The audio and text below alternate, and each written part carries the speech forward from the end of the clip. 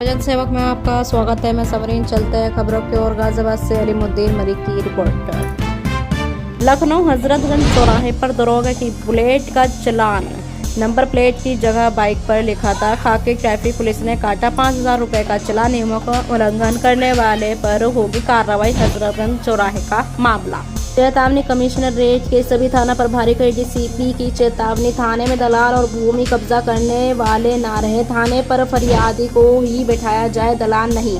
शिकायत मिलने पर थाना प्रभारी हो गए जिम्मेदार। गूगल मीट की मीटिंग में डीसीपी ने लगाई फटकार। शासन ने मानसा के अनुरूप सभी लोगों को कम करा एडीसीपी। और अब उत्तर प्रदेश सिविल चीफ अहमद की रिपोर्ट।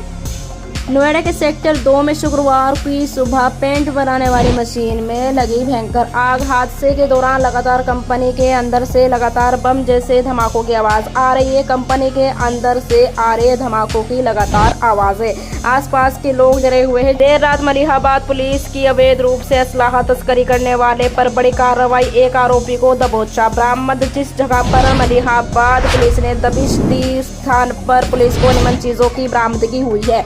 3 पिस्टल, देसी 3 कट्टा, 1 राइफल, 7 एयरगन, 315 की 18 कारतूस तो अन्य भी सामान कई मिले हैं। बाइक खरीदारों के लिए सरकार का बड़ा फैसला आया है। दोपहिया वाहन निर्माता कंपनी को देने होंगे 2 हेलमेट साथ में।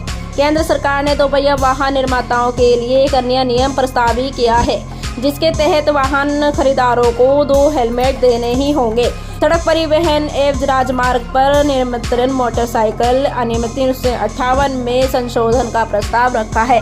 और इसी के साथ मैं सबरीन आपसे विदा लेती हूँ और आप देखते रहिए युवा जन सेवक।